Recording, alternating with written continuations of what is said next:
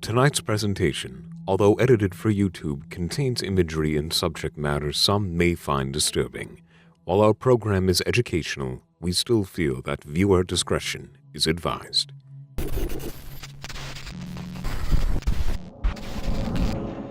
I don't know about you, but even when I was younger, I gravitated towards very different games, opting for more narrative experiences than the mainstream shooters like Halo, Call of Duty, and whatever Sony was doing at the time. Admittedly, as I grew older, I started attaching myself to narrative experiences that made me question my own life decisions by the end of it, which is a benefit that interactive media has over every other kind of media. With that said, there's many games in the horror genre that are cooperative that often get overlooked in favor of the more annualized series. Sometimes mixing competitive and terrifying experiences all into one cooperative mess can create some of the most tense and terrifying moments a player can have. But why don't we talk about these more often? Why off the top of my head can I think of very few competitive horror games that are genuinely good? Well, I do have a lifelong passion for horror, and when you mix horror and competitive gameplay, for me the hours of play skyrockets. So who else but me to talk about some of these amazing, terrifying experiences that can only be experienced with a friend?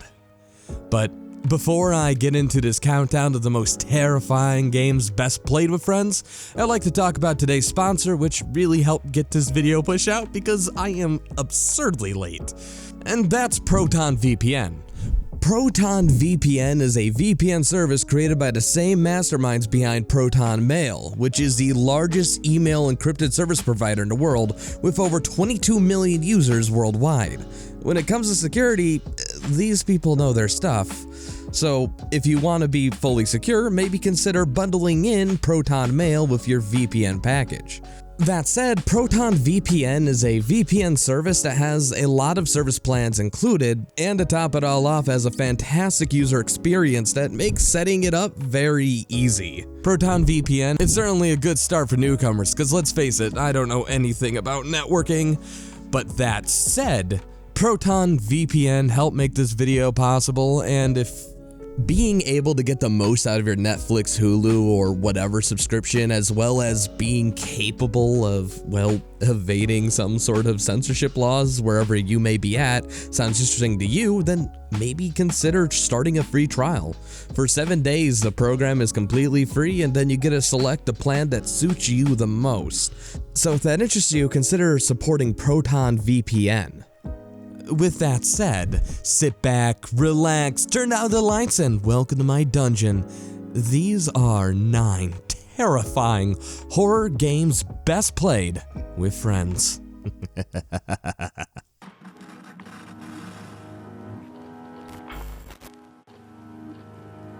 Whenever the topic of survival horror video games is brought up, it's a pretty safe bet that at some point during that conversation, somebody is going to mention the Resident Evil franchise. Or Biohazard, depending on your point of origin. When most casual players think of the series, however, they don't really think of multiplayer until at least Resident Evil 5. However, there was indeed one side title that allowed friends to share in the scary experience. And for this title's development, the original Resident Evil director himself, Shinji Mikami, handpicked producer Noritaka Funamizu as the project lead. Despite languishing in development hell for 4 years, followed by a further year plus of polish, it was finally released in 2004 for the PlayStation 2. Not only is it the first co-op Resident Evil game, but it's also the first online multiplayer game in the series. At least if you were in an NTSC region. The developers never did get around to releasing a PAL version. The game's premise is fairly simple. You and up to 3 others are either trying to escape from, or are reacting to, events happening in Raccoon City during 5 different non-chronological scenarios, all of which take place during the events of Resident Evils 2 and 3. Using an engine based on the Resident Evil remake for the GameCube, gameplay is very much in the classic Resident Evil style, a third-person survival horror game that has fixed camera angles. The added dimension here, of course, is that players have to split limited supplies between each other. Add to that the fact that each character has a handful of items and actions specific only to them, and top it off with a limited per-player storage capacity, the mechanics and resulting strategy, well, they change pretty drastically. And further still, players aren't tethered together as they would be in a lot of multiplayer games. It's very easy to get separated from your friends, get cornered, and get killed before they even realize you're gone. Adding to the complexity of things, there wasn't a voice chat feature built into the game. This is due to both the technical limitations of the time and the developers' belief that it might sour the game's intended atmosphere and experience. Instead, they implemented an ad-lib style system where the characters would say different things depending on what prompts the player chose. Oh my god, thanks. Why now? No. Oh my god. Of course, these days there are plenty of ways to talk to your friends while playing any game together. What's not so common, however, are modern ways to play this game. But while the original servers were shut down in 2007, or 2011 for Japanese players, a set of private servers were made available in 2014 for the Japanese versions of the game. While there is a PSX version available for computers, most private server owners advise against using it due to emulated games throwing tantrums and crashing when using their networks. There was an expansion released entitled Resident Evil Outbreak File 2, which featured the same overall look and feel but added 5 more scenarios that directly followed the events of the prior entry. And like said prior entry, the Japanese version of this expansion is available for play on private servers as well. No matter which way you decide to play, it's not a bad way to take on the zombie apocalypse, especially if you don't feel like doing so alone.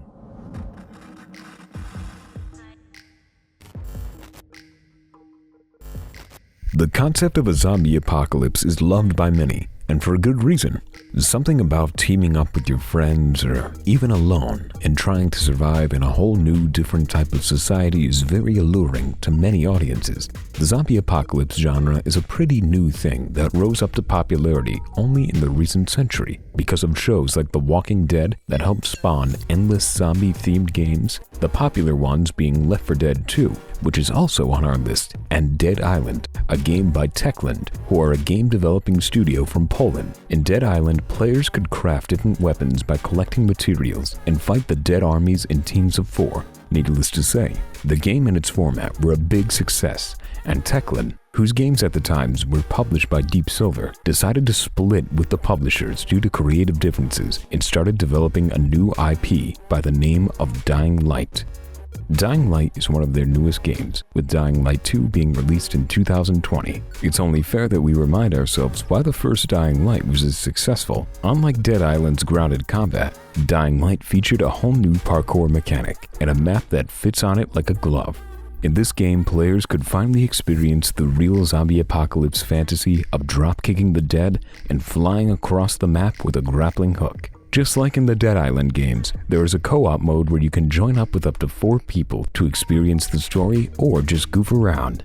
Moreover, there is another online mechanic that works similarly to the PvP invasions in Dark Souls. Sometimes, while you're playing the game at night, another player would be able to join your game as a night hunter, an incredibly strong infected who will chase you and try to eliminate you before you can kill them or their nests. The issue is that at night, when the Night Hunter invades, the difficulty of the game rises, and the slow infected that you fought at the daytime gain an increase in damage and the ability to run and climb after you. The day-night cycle in the game here is not just to change the color of the map, but also spices up your gameplay by reminding you that even though you're a badass, you're never really safe.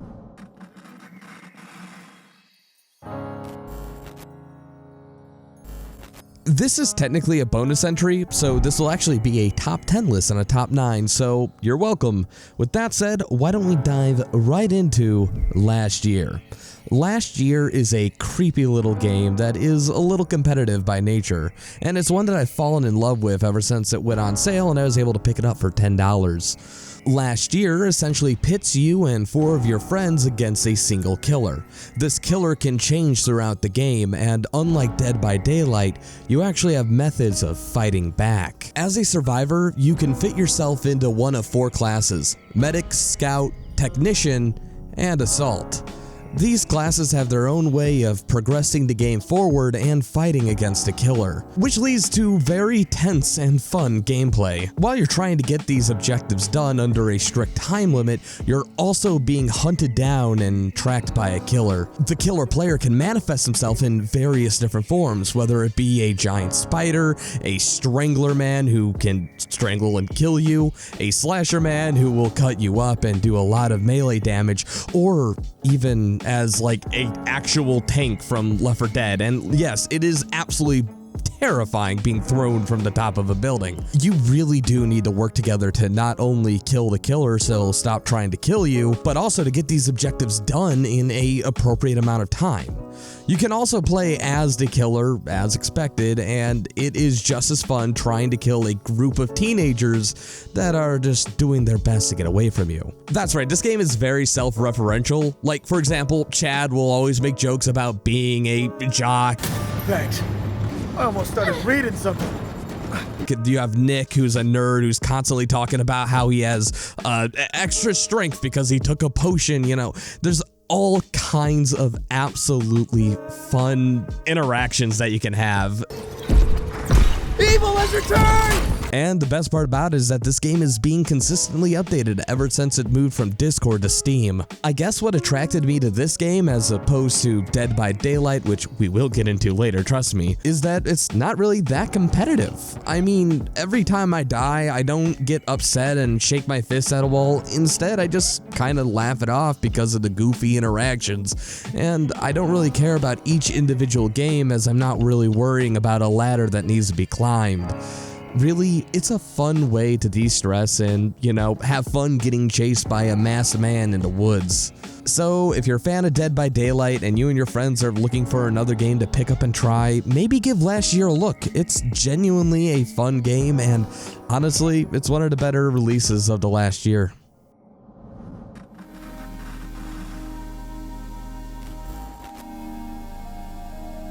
Zombies, the living dead.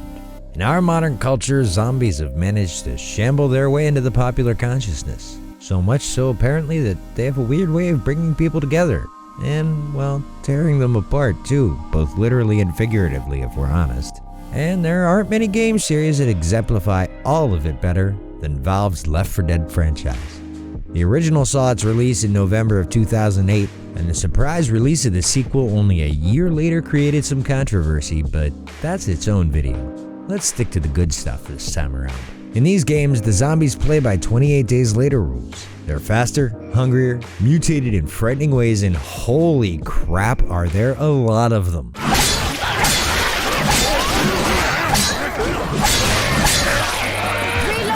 The series is a first-person shooter with co-op elements that casts the player and up to 3 of their friends, or bots, as a group of survivors trapped in a zombie apocalypse of unknown origin.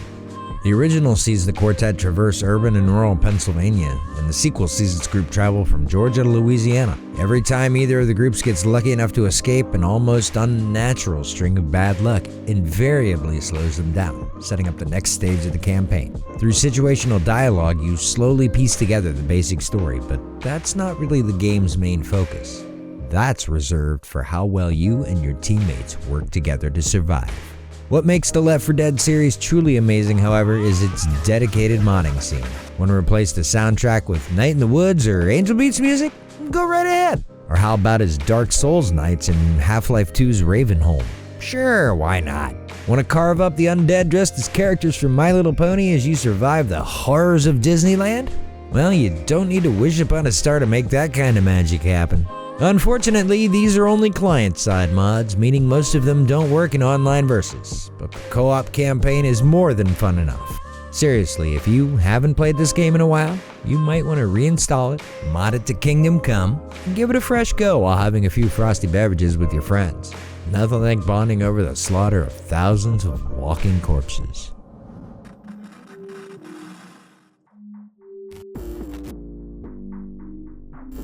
Man of Medan is a incredibly strange game, and to a lot of people, a very big mixed bag. However, I really enjoyed this one. You see, Man of Medan is a game that puts you in the director's seat of a horror movie maker. the fun of this game does not come from randomly walking around a spooky setting, because the movement is honestly clunky, strange, and unintuitive. Furthermore, it's not about collecting lore and unearthing a magical universe of something that could be entertaining, because this isn't Myst, and the writing is, it could be better. But rather, the fun of this game comes from making critical decisions at key points that can lead to life or death, and changing character dynamics, and, of course, change the fates of the main characters after the story concludes. This sounds like one of those narratively driven single-player games, a la Telltale. However, Man of Medan innovates on the concept by adding a 2-player co-op mode. During many points of the game, there are more than one person investigating at the same time, and that's where Player 2 comes in. This leads to situations where people need to individually make said critical decisions that can lead and affect each other's play, or rather, the continued story the two of you are trying to make together. Seriously, this game is an actual interactive horror movie that you can experience with more than one person. This is one of my dream games for an obvious reason, and it's sad that there aren't many more games quite like it. Imagine if the new Wolf Among Us had a co-op mode where you had to try to argue together or try to do things in a cooperative sense to progress a story forward. That said, unlike Until Dawn, the last game made by Supermassive Games, the characters in Man of Medan are far more realistic, and instead of it being played like a B horror film where you just want to see who's gonna die because everyone's horrible and it doesn't matter, the people at Supermassive actually go the extra mile and really make a gripping interactive horror story. One that can be only experienced to its fullest with friends. Did we also mention that this is only one game in an anthology currently in development? You see, there's another game being produced right now called Little Hope that should hopefully come out sometime in 2020, so if you really don't care for, well, Ghost Ship, no, not that one was terrible, then get excited for something more closer to a Stephen King-like experience set in a small town with a more supernatural twist on the plot. And you'll bet that I'll be streaming Little Hope the moment it comes out. And also, if these guys would work with me and give me like a press copy or review copy, that would totally help me out, because let me tell you, these games are getting expensive.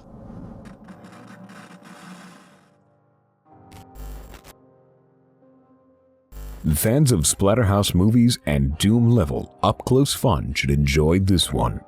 Killing Floor 2 is a first-person shooter survival horror game that's most well known for its crazy, realistic violent effects and mood-setting soundtrack, ranging from soft and eerie on some maps to bombastic and explosive on others. This game was created by Tripwire Interactive as an improved sequel to the already well-received Killing Floor, and was released in 2016 for Windows and PS4, and in 2017 for the Xbox One. Placed 1 month after the events that released an ever-cloning army of mutated super soldiers onto an unsuspecting Europe. These failed mutation, called Zeds, act very similarly to the classic zombies, but unlike zombies, there is no end. Blast the head off one, and 2 more will be cloned to take their place. The aspect that makes this game so compelling for friends is the class diversity. One person can play a melee-focused berserker, while another could be a firebug, only to be supported by a high-damage sniper. A combination of different classes helps the teams survive longer, while leading to an extremely fun diversity of playstyles. This interaction between classes is what introduces the mechanical depth and replay value to this zombie wave-based hack-and-slash shooter. The main mode people play is Survival Mode. Up to 6 players work together to survive a set amount wave of zombies that change depending on what difficulty is chosen, with a final round that requires defeating a unique boss. Each boss has a different set of weaknesses and resistances, most of which require a varied set of characters and teamwork to successfully take down. After each wave, all killed players are respawned and have a chance to buy upgraded weapons and medical supplies from the trader. Survival mode has 2 minor variations on it. The first being an objective-style survival, where the game includes optional objectives that are specific to each map and give extra loot when completed. The second being holdout-style survival mode, where players have to each move to an entirely new area between waves, making it that much harder to recover. If you're looking for a co-op game for a small to big group of friends, then this is definitely a game worth checking into. The amount of players has gone down a bit lately due to controversy over some expensive DLC. However, it shouldn't be too hard to find a group of randoms and go to town. It's worth a look if you want to see the game's infamous gore up close and personal.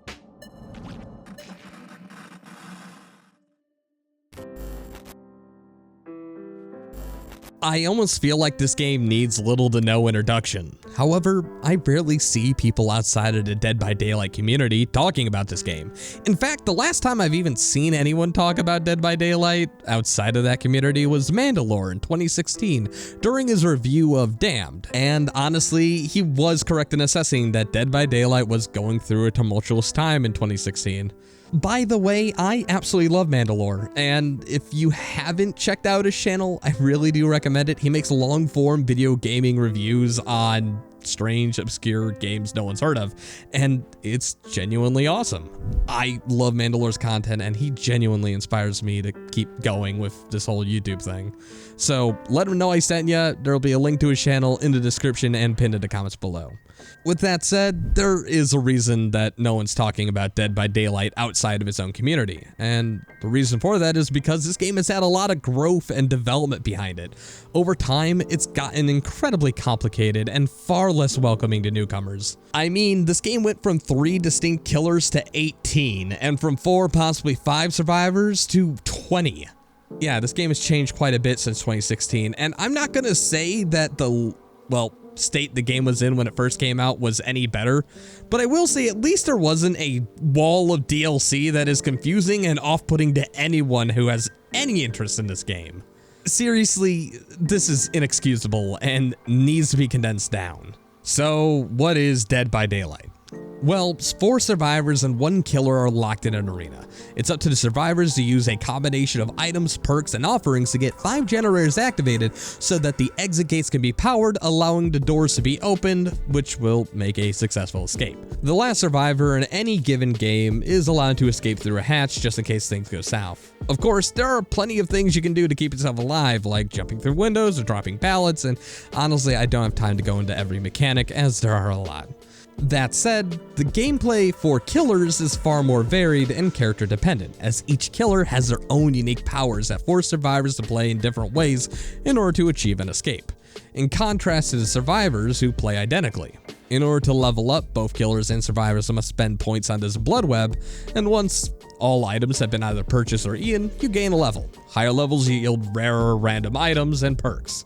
Hit rank 50 and you can get a cosmetic and start the whole thing all over again. In reality, games are dependent on killers. Each of them have their own unique abilities and quirks that force survivors to play in different ways. Each of these quirks can be altered further through the use of one-time add-ons of varying rarities. Killers also take a lot of time to master, and you'll find yourself being stomped by survivors who will actively bully you and teabag, as is the nature of competitive games. Toxicity. Lovely. That said, even though playing killer can be stressful, frustrating, vein popping, and hole-in-the-wall stress-inducing, I still enjoy it far more than Survivor due to the varied gameplay, and honestly, the satisfaction of getting one over 4 different people and killing a teabagging idiot. Well, there's nothing quite like it. With that said, on the other hand, survivors have the unique ability of being able to play with friends. Me and my roommate pop this game in from time to time, and we play with each other on Survive with Friends all the time, coordinating responses, working together to go up against what's supposed to be a terrifying, unstoppable force is genuinely fun. When you pull off that one play that makes it so that everyone can escape happily, if you have friends, Dead by Daylight is a genuinely good experience, despite the off-putting nature of its DLC and monetization. That said, if you're willing to put in the time to master it and also invest into it, I gotta say, there's nothing quite like this game. And no, Friday the 13th isn't like that game. That game is genuinely not good. and it's also dying, and it's abandoned, and not currently, I don't think, being worked on. Look, I don't have time to go on. Let's just roll the next item.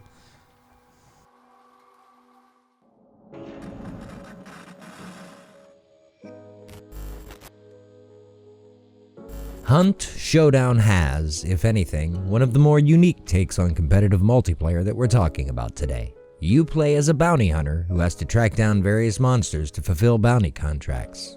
The resulting rewards give you money and experience you use to upgrade the expendable characters under your control. Now, while this alone creates a fairly immersive experience, there is a twist. While the zombies and monsters are AI controlled, you are by no means alone in your line of work.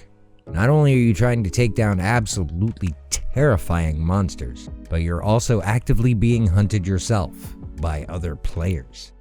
The bounties alone will have you traveling to various tiles on the map where you can find clues to your next move, but you'll be doing so under constant player kill threat. You can play solo or with up to 2 friends. However, just know that playing solo leaves you at a terrible disadvantage. Having a team is much more conducive to both your wallet and your own survival.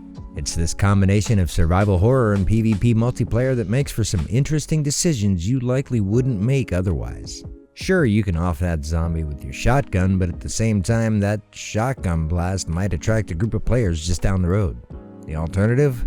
Well, that's getting up close and personal with something that's so deadly at such a close range. It's this kind of attention to sonic detail that really adds to the depth of the game's immersion. Something as simple as disturbing a flock of birds can lead to your ultimate demise, and not just from one particular enemy. And while things might not be as scary when you're with friends, the game is still gonna provide plenty of what the hell was that moments to keep you on edge.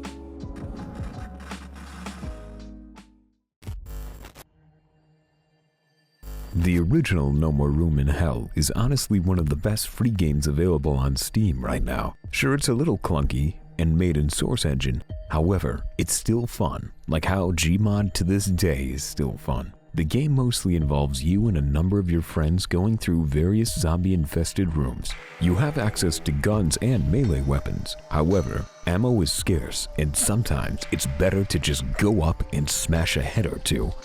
The only problem is that the melee combat can sometimes be clunky, so getting up close is actually a huge risk and can lead you to taking some serious damage. Ironically, this makes each individual zombie far more terrifying than in other games because you have to contend with infection, terrifying up-close encounters, and limited resources, all with a group of friends. This is one of the few horror experiences that is made even better with friends. Nothing is better than watching a buddy get turned into an infected only to have to put him down. Just because one person dies does not mean it's not also fun to see how far everyone else can get, and maybe, if you're lucky, they will hit a respawn point too.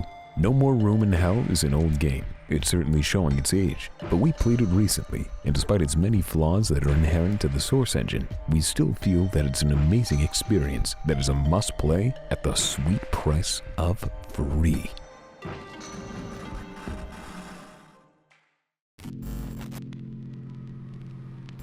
GTFO is a stressful, terrifying, and above all else, a fun game all at the same time.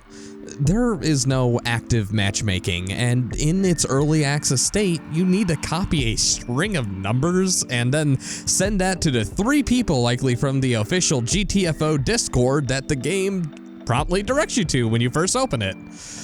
Yeah, it has a bit of jank, but still it's honestly one of the best games on this list. The premise is as follows.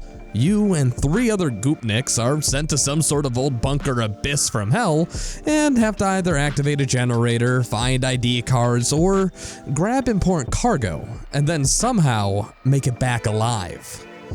These tunnels are filled with cordyceps-like enemies, like the ones from The Last of Us, who fall into a few categories, with some being far deadlier than others. What separates this game from Left 4 Dead and other imitators of that genre is that you're playing a Russian prisoner. They don't care if you live or if you die, so you're sent down with way too few bullets. I mean, the sniper has literally only 5 rounds. But its use is very important as it can one-shot enemies that will likely soak up bullets from other weapons. So this game is essentially about trying to murder as much of these horrific monstrosities with your hammer without alerting the rest of the horde, so that you can conserve as much ammo as possible. Running and gunning will see you and your squad without enough health and weapons to survive later in the mission. And with missions lasting up to and even longer than an hour, you gotta be very careful and plan out accordingly. There are these extremely tense moments where you and another friend have to time a melee strike at the same time. And if anyone screws up the timing, you know you're gonna be swarmed. Your heart's racing, and then you hit him, and oh god, he's not dead, and you have to keep beating on him, and oh my god, that is what this game is like. There's a palpable tension that's displayed in every mission, and it leads to anxiety, but after each room, that anxiety's relieved, and honestly, it gets the heart pumping. Considering that this project is being spearheaded by former Payday 2 developers, you know, one of my favorite games of all time, and furthermore is going to be receiving consistent updates that will add more missions, weapons, and cosmetics to the game, we have to say for the price of roughly $35, even in GTFO's current state, it's worth a buy for anyone even remotely interested in Left 4 Dead reimagined by the Payday crew.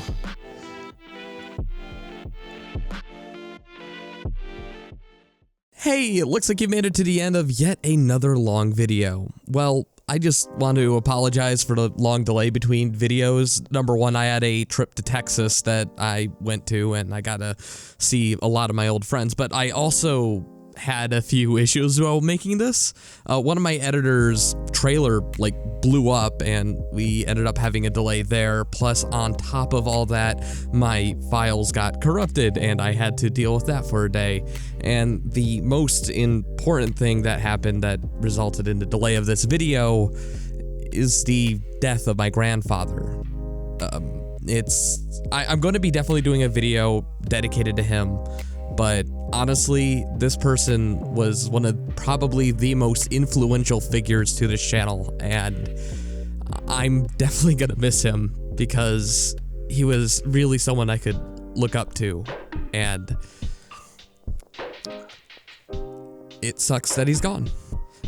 With that said, I would like to quickly thank the people who actually make this channel a reality by financially supporting it, and that happens to be my Patreon dweebs. At $75, I would like to thank Farron and Tara Workman. Farron actually recently stopped donating, but they donated for 2 months and I didn't get them in the last video, so thank you for sticking with me, and honestly, feel free to yell at me for that one. For $50, they got Matthew and Seuss Party, who have been a phenomenal help and have been donating for quite a while. I really do appreciate you guys. At $25, we got Alani, Jeremy, and Luna, followed by our $15 guys at Giblet and our $10 guys, Nina Smith. All the $5 Patreon people are down there, and I would like to extend a extra warm thank you for everyone who's even just donating $1 to, again, make this a reality, and I really like to thank you for that. Expect a new video significantly quicker than this one was. With that said, if you like the channel, please consider donating on Patreon. You get some nifty rewards, including all that fun stuff and being personally thanked by me. Also, feel free to message me on Discord if you can talk to me anytime. By the way, there's other videos on the channel. I'm gonna get off before I embarrass myself any further.